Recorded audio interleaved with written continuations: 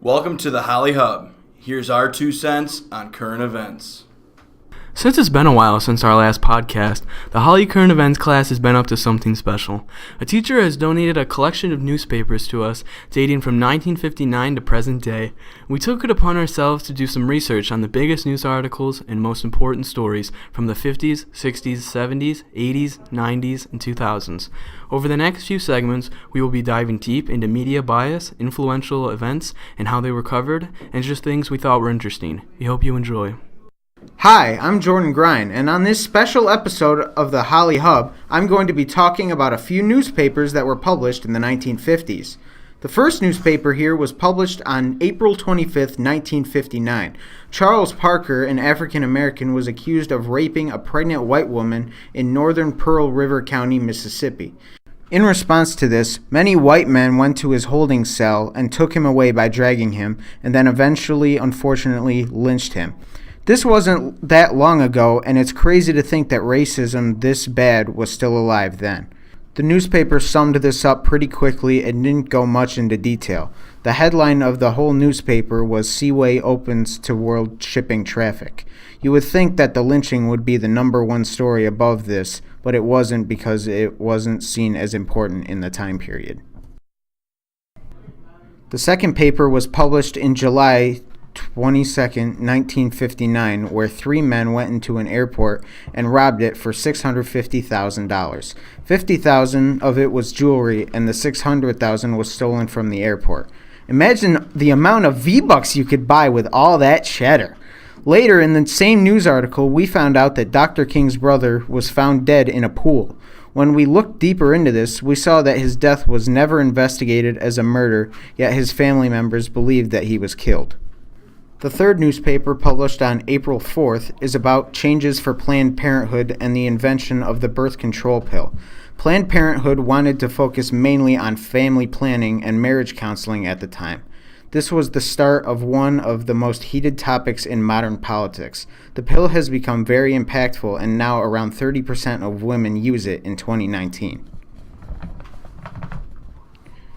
The fourth newspaper, 3 big stories. The first article is about U.S. rocket men putting on 4-ton satellites into orbit. When asked by a reporter, a Russian cab driver said that this was good for the space race. The second article is a story about Polish girls who were tortured by Nazis because they were part of the Polish resistance.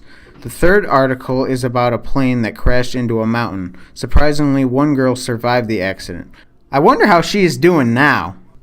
In conclusion, the newspapers we researched had little to no bias and just reported the facts. The reporters didn't seem for or against the government because there were such little bias in the articles. Hi, how's it going? I'm Jake Peters, and this is the 60s newspapers. Now, there's a lot of really interesting things that happened in the 60s, but these are a few of the newspapers that piqued my interest. I'll be talking about the topic as a whole first, and then how it affected America, the ads that were taking place at the time, and like how much things costed. So for starting off, we have the assassination of JFK. At first, the Soviets were to blame. That was more towards the bias side of it. And this reminded America that losing a president was very plausible and difficult to deal with. Next, we have another assassination, the assassination of Robert Kennedy, JFK's brother, who was killed in his hotel shortly after winning the primary candidate for the Democrats in the 1968 election. Next is the moon landing. Although this event is shrouded with conspiracy, the U.S. beat the Soviets to the moon in 1969. Finally, we have the assassination of Dr. Martin Luther King Jr. taking place in 1968. The United States was rocked when the social rights activist was shot and killed. The United States, after this, finally looked into social injustice of segregation. These have been the 60s most important newspapers. Thanks for listening. Nixon had launched the largest bombing campaign of the Vietnam War. After peace treaty talks failed again, the 18th of December, 1972, American B-52 bombers began dropping over 20,000 tons of bombs over north of Vietnam until they agreed to come back to the negotiation table. The assault was known as the Christmas bombing. It was a golden example of the extreme shifts between the war and peace that had come to the Vietnam War. Well, the actual end of the war didn't come until April 1975, when the North Vietnamese took control of Saigon. A ceasefire came on January 23, 1973, which officially marked the end of American military involvement in the war. Unlike other wars in the past, there was no parade celebrating the end of the Vietnam War. American POWs were celebrated on their arrival home, but as the Time essay exclaims, they were coming back home to a nation full of our own problems. Unfortunately, these are problems we are still facing even today. All right. Nixon resigns presidency. During the Senate court hearings, former White House counsel John Dean testified that the Watergate break-in had been approved by former Attorney General John Mitchell, with the knowledge of the White House advisors that President Nixon had been aware of the cover-up. Meanwhile, Watergate scandal prosecutor Cox and his staff began to reveal widespread evidence of political espionage by Nixon re-election committee, illegal phone wiretapping of thousands of citizens by the administration, and contributors to the Republican Party in return of political favors. On July 30th, under coercion from the Supreme Court, Nixon finally released the Watergate scandal recordings. On the 5th of August, segments of the recordings were put out, including a recording in which the president was heard instructing Haldeman to order the FBI to pause the Watergate investigation. A few days later, President Nixon announced his resignation from presidency. Ford becomes president. America's 38th President Gerald Ford took the Oval Office on August 9, 1974, following the resignation of President Richard Nixon, who left the White House in disgrace over the Watergate scandal. President Ford became the first unelected president in the country's history. A longtime Republican congressman from the state of Michigan, Ford had been appointed the vice president less than a year earlier by President Nixon. He is credited with assisting with the restoration of the public confidence in the government after the disillusionment of the Watergate era.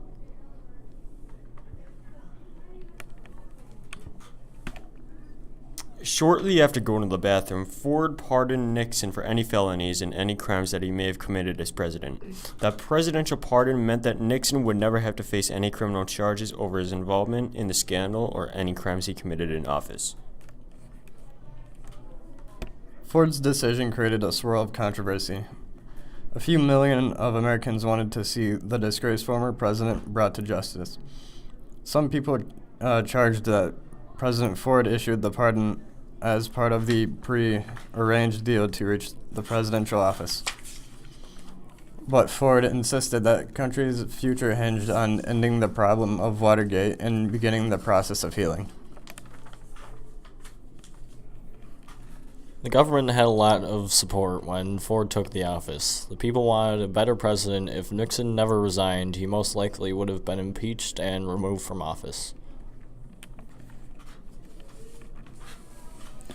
Although the government had support for Ford, the people weren't so supportive when Ford pardoned Nixon. Alright, that wraps up the 70s, now on to the 80s. The Challenger accident. The Challenger tragedy was a fatal space shuttle explosion on the day of January 28, 1986. The space shuttle blew up in a apparent rubber O-ring of failure, in which both failed because of the extreme cold at the time. The rocket booster became unsealed 73 seconds after launch, killing everybody inside. The space shuttle's fatal explosion also killed a woman by the name of Krista McAuliffe, a teacher from New Hampshire that would have been the first civilian in United States history to go to space. The Challenger's tragedy was aired on national television and was shown in the eyes of millions. It was a horrible event that threw the NASA shuttle program into turmoil and did and still does traumatize the nation to this day. The carelessness of the program and how little they paid attention to the vulnerabilities of the shuttle is the reason it blew up. The Berlin Wall falls. Let's start with why this moment is so historic. The Berlin Wall was the tangible symbol of the Cold War. It was what split democratic West Germany and communist and USSR-run East Germany. The wall itself was built in 1961, starting the barbed wire by the East Germans after tensions finally peaked.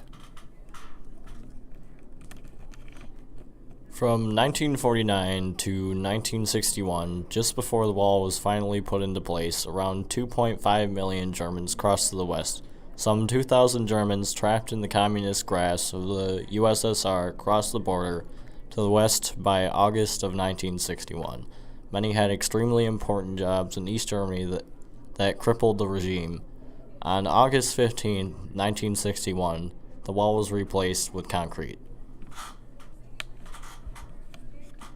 The wall went up to 15 feet in height, was topped with barbed wire, and guarded by multiple emplacements. Once the 1980s hit, it extended 28 miles through Berlin and 75 miles around West Berlin. 5,000 still managed to cross, but there were casualties. Thousands of West Germans were captured and 161 were killed. Finally, on June 12, 1987, Ronald Reagan made the famous tear down this wall speech, as was targeted towards Gorbachev. On November of 1989, the border was opened. All right, and that wraps up our segment for the 70s and 80s. The 90s were a time in the U.S. where multiculturalism and other sources of media flourished. Our group analyzed several newspapers from the decade, and we found that there was significant coverage on two topics. The Bill Clinton administration and the Iraqi War were two topics heavily covered during this time. The Gulf War was a very interesting beginning to the 1990s for the Middle East and the West. Saddam Hussein of Iraq ordered the invasion of Kuwait in August of 1990. In response, President George H.W. Bush sent 540,000 troops to defend Saudi Arabia, fearing an invasion by Iraq. Iraq launched 88 Scud missiles at Israel and Saudi Arabia. On February 8, 1991, the United States launched a series of attacks on Iraq's bunker network in preparation for an invasion and built up 17,000 Marines and put them into position to attack Iraq. On February 24th, following an ultimatum that Iraq ignored, the United States invaded Iraq in Operation Desert Storm, obliterating the Iraqi army. The newspapers of the early 1990s were dominated by Iraq and the Middle East. Most of the newspapers we have are from the Syracuse Herald-Journal, which proved to be a mostly factual and unbiased source. There were also a few stories towards the end of the decade that described Operations Desert Fox and Strike. On September 3, 1996, the U.S. launched cruise missiles for Iraq. This was known as Operation Desert Strike. On December 19, 1998, the 10th Mountain Division deployed to the Persian Gulf. Some of the headlines from the early years of the decade include August 9, 1990, Iraq Army masses at Turkey, encompassing Operation Desert Shield, the buildup of U.S. troops in the Middle East.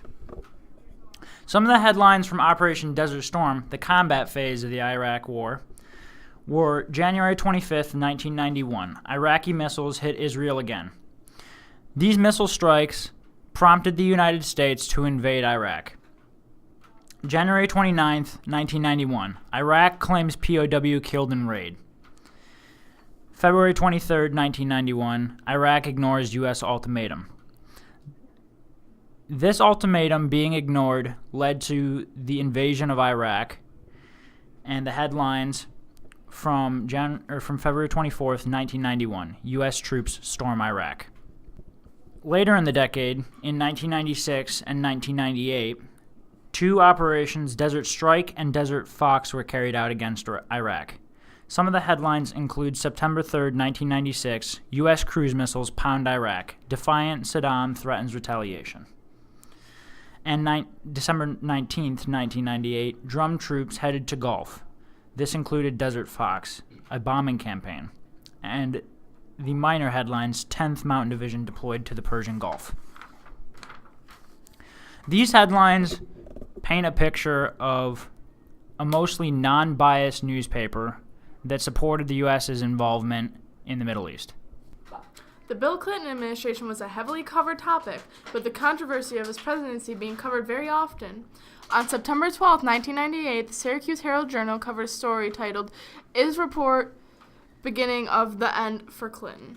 Also, the Post-Standard also sent out a newspaper on February 13, 1999, stating Clinton survives.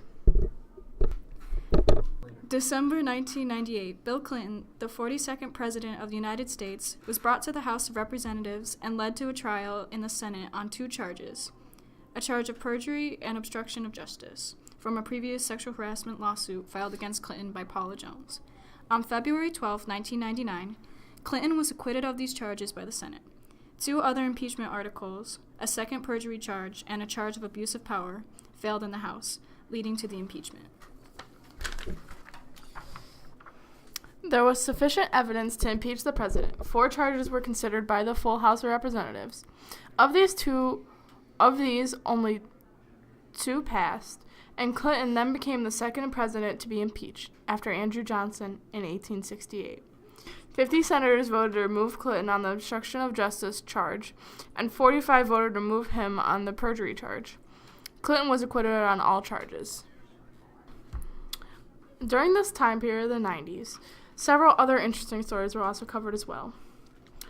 The Syracuse Herald-American, on August 31st, 1997, covered Diana dead at 36, speaking of the princess's death. Another interesting story was covered by Syracuse Herald-Journal on September 6, 1997. It was titled, "There's Less Love in the World." The newspaper covered the fact that the world was mourning for Mother Teresa, and they said farewell to Princess Diana. Diana's funeral was marked by pageantry and tears. Mother Teresa's work will also continue. During the 90s, very interesting stories were also covered, besides these 2 main ones. Some interesting ones are such as the Syracuse Herald-Journal covered in August 9th, 1990, "Science Unlocks Marijuana Secrets." Another interesting story is the Syracuse Herald-Journal in July 21st, 1999, state to ban smoking in prisons. There's also several discussions on sports, as they were a big topic during this time period, and still are today. There was a lot of coverage on war, but some other stories as well, as the death of Princess Diana was covered in the Syracuse Herald-American on August 31st, 1997. Also, in the Syracuse Herald-Journal on September 6, 1997, there was an article titled, "World Mourns for Mother Teresa." Some of these titles are meant to drag you in and get you to read the story. Another interesting story is DiMaggio succumbs to cancer, which was in the Syracuse Herald-American Journal on March 8, 1999.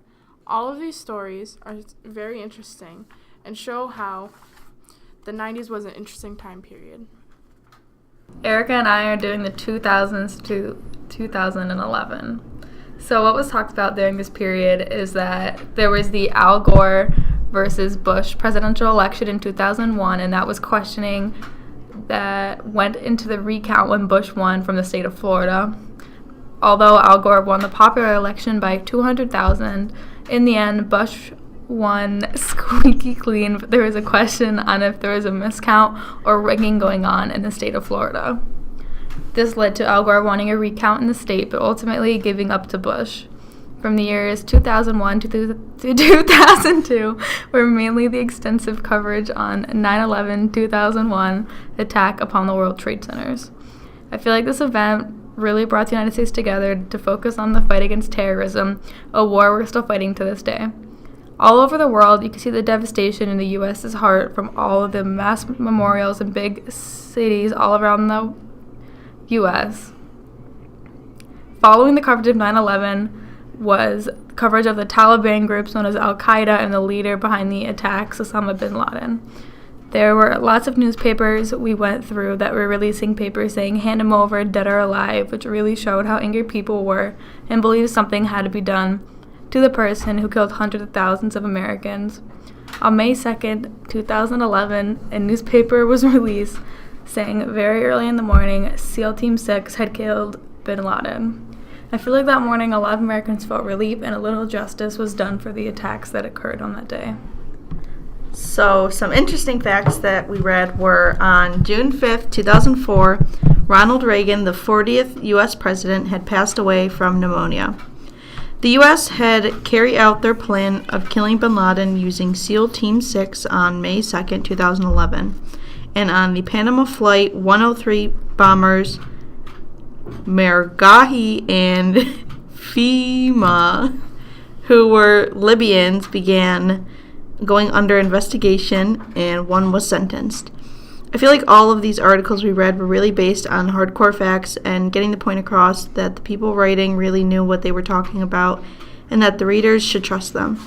Today, that's definitely not the case. I feel like a lot of people are really against the media and questioning if things are really what they say they are or what the media perceives them as. So while going through the newspapers, there were changes in just the advertisements. So from the early years in the 2000s, there were many ads for the Bon-Ton, VoightStream, Roadrunner, Nextel Direct Connect, and Sears. Many of these businesses have either gone bankrupt or been permanently closed because of the decrease in popularity leading to the bankruptcy. I feel like we also noticed that the prices of the newspapers became really big. Like in the early 2000s, it was about 35 cents for a newspaper. And then in the middle of the years from 2005, it changed to 50 cents. And then to 2011, it went up to 175.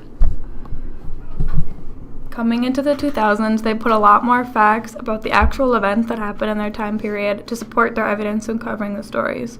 This made readers trust the papers more and that they were reading reliable sources of their daily news. So for the format of the paper, they started to use more emotional images of events to have readers see and feel the emotions. They also used larger font right on the front of the paper in bold letters to emphasize the severity of the topic. So in the end, we kind of just wanted to go over why you think there has been such a decline in the newspaper industry. And really, I just think it's phones. We have phones now and everything's on there. It's so accessible. We don't have to go pay for anything. Yeah, I feel like it's a lot easier and faster to just get it right on your phone. It's cheaper.